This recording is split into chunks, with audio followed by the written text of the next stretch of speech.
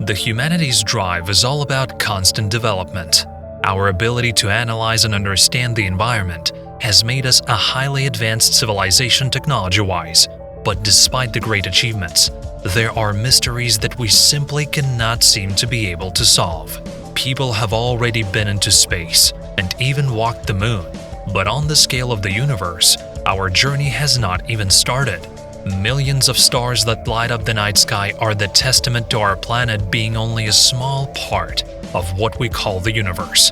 While studying the world, we're faced with distances that are difficult for the human mind to imagine. How far are we from the edge of the universe? At first, this question seems confusing. We're usually told that the universe has no boundaries. The infinite universe theory baffles scientists all over the world, because an infinite object also has no boundary points, based on which it would be possible to propose a mathematical explanation. The universe does have a hypothetical edge. In order to understand this proposition, we need to understand what its edge is. The distances between objects in space are colossal, so much so that inches and miles start to amount to almost nothing. Try writing down the distance to the nearest star, and you get a very big number, 25 billion miles. This is why the conventional unit of measurement here is the time it takes for the light to travel a given distance. The speed of light is approximately 185,000 miles per second. The most distant rays of light that we can observe originated 380,000 years after the Big Bang. According to the postulate of the special theory of relativity, there's nothing that can move faster than light. Body mass increases as an object's speed increases. When the speed of a physical object approaches that of light, its mass increases by a very significant margin. The body mass of an object that has reached light speed will equal infinity. Such an object cannot be moved because it will require infinite energy. Photons are particles of light that have no mass. This characteristic allows them to travel distances at high speed. However, there's a catch, because the farthest galaxies are running away from us faster than the speed of light. We usually talk about the speed of light in the context of physical objects that consist of subatomic particles. The speed of those objects is limited by the premise of the special theory of relativity. Space, however, is different from matter. There are no speed limits imposed on its expansion. We can observe the movement of galaxies. They are moving further and further away from us, which leads to the expansion of space between them. The light of an object that was only 180 yards away from us at the time of the Big Bang would have reached us only today. The object itself would now be 47 billion light-years away. When scientists mention the term the size of the universe, they're talking about the visible universe, the areas that our telescopes are able to reach. This part of the universe is called the event horizon. The term event horizon is primarily associated with black holes. However, the event horizon of black holes is only one partial manifestation of this term. The event horizon, or the line of the visible universe, is a hypothetical border between events that a person can observe and which they will never know about. Studies of the relic radiation help to calculate the size of the visible universe, which is 47 billion light-years. When we look at objects in the sky, we always look into the past. The light of the moon reaches us in about 1 minute. This means that we always see the moon as it was a minute ago. Sunlight takes even longer to reach us. Let's imagine that at the very moment when you're watching this video, the sun suddenly stops emitting light. All of us will learn about it only 8 minutes later. The nearest star to us is Alpha Centauri, located at a distance of 4 light-years. It will only take a mere 20 million years to get to Alpha Centauri by train. The well-known polar star is located at a distance of 460 light-years away from us.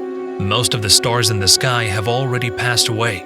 The world-famous pillars of creation from the Hubble telescope photos were destroyed by a supernova explosion 6,000 years ago.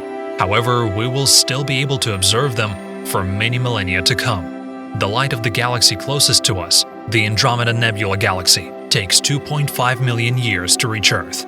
If there is a planet with an intelligent civilization at a distance of 65 million light-years, then, by pointing a very powerful telescope towards the Earth, they would see the fall of a large asteroid and the extinction of dinosaurs.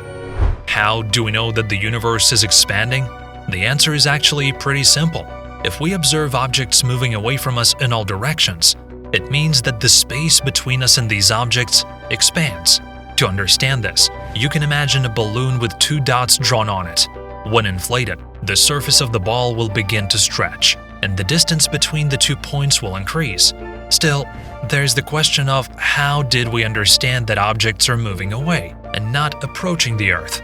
In 1929, American astronomer Edwin Hubble made an interesting discovery. He was measuring the spectral properties of galaxies and noticed that although the galaxies are similar in structure to each other, the spectrum of their stars is very different. The color of distant stars shifted towards the red spectrum. The effect was named the redshift effect.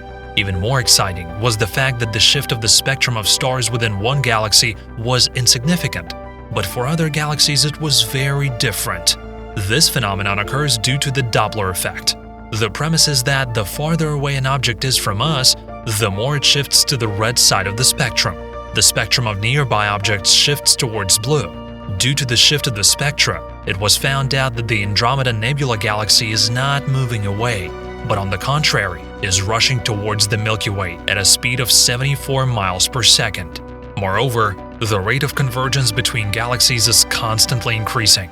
Let's make it easier to imagine distances in the universe by making an example on a smaller scale. The Moon dominates the night sky. By cosmic standards, it's very close to Earth, but from our perspective, it's a significant distance away. The precise distance from Earth to the Moon is 236,120 miles. The diameter of Earth is 7,900 miles, and the Moon's is 2,200 miles. The distance between the two will fit 30 planets Earth. It would take us 160 days to travel by car on a straight road. Now, let's imagine that the Moon is only 1 yard in diameter, and the Earth is 3 yards. With these downscaled numbers, the distance between the Earth and the Moon will be 110 yards. Let's kick it up a notch. Now let's imagine that the Earth and the Moon are only 1 yard away from each other. Let's travel to the Sun. The distance between the Earth and the Sun is also a unit of measurement. It's called an astronomical unit. The average distance from the Earth to the Sun is 93 million miles. On a reduced scale, it will be 390 yards. Moving on from the Sun to the planets. In order to reach the largest planet in the solar system, Jupiter, we will need to travel the distance of more than 2,200 yards. To reach one of the farthest planets, Pluto, the road will take you 16,500 yards away. If you drive at 37 miles per hour, you can get to Pluto in 15 minutes. Let's measure the distance to the nearest Alpha Centauri star based on this downscaled distance from the Sun to Pluto, 16,500 yards. The number increases to an unimaginable 110 million yards. It would take more than 4 days to travel there by plane. If you wanted to reach the neighboring Andromeda Nebula galaxy at this small scale, the path would be 6.78 times 10 to the 13th degree of yards. The number is 678 with 11 zeros. It would take almost 500,000 years to travel this distance on the fastest rocket invented to date. The Voyager 1 spacecraft, launched in 1977, has traveled 13 billion miles away from Earth, or 0.002 light-years. It is easy to imagine how small the size of our planet is. At some point during its one-way trip, Voyager 1 deployed its camera to take a photo of the solar system. To the surprise of everyone who saw the shot, it wasn't anything near the bright pictures artists had been drawing in books. The Earth is nothing but a tiny pale blue dot. It will take another 30 years for the Voyager to reach the edge of the solar system. The Milky Way galaxy has a diameter of 100,000 light-years.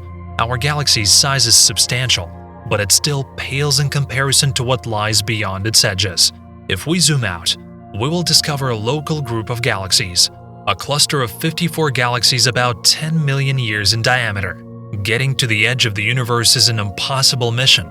Even if we travel at the speed of light, the road will take 47 billion light-years. And even then, the universe will spread out more and become so much bigger. As the distance from galaxies to Earth increases, their light spreads over a large area before reaching us and therefore becomes dimmer. If humanity can find a way for the long-term existence and colonization of other planets, nothing will allow us to see other galaxies many years later, even the most powerful telescopes. In the event of the emergence of an intelligent life form like ours at that time, their observable universe will be limited only to the dim stars of our galaxy, the Milky Way. We know that the visible universe is not the limit. Who knows if modern science is accurate in its current assumptions? People used to think that the Earth was the center of the universe. Today, we know that the Earth not only revolves around one of many stars, but also is located on the outskirts of a spiral galaxy that stretches for billions of miles and is part of trillions of galaxies. Today, cosmologists and theoretical physicists are seriously looking into the multiverse hypothesis. The multiverse is a scientific concept that suggests the existence of many parallel universes. In 1957, American physicist Hugh Everett proposed the multidimensional interpretation of worlds. According to the theory, every time an object moves from an undefined state to a defined one, this object splits into the number of probable states. That is, each event waits for an infinite number of outcomes of this event. Maybe there is a chance we will discover new laws of the universe that will completely change our understanding of the world. We'll wait and see, while the humanity is trying to answer all these questions and see beyond the horizon from our dim little blue dot on the map called Earth.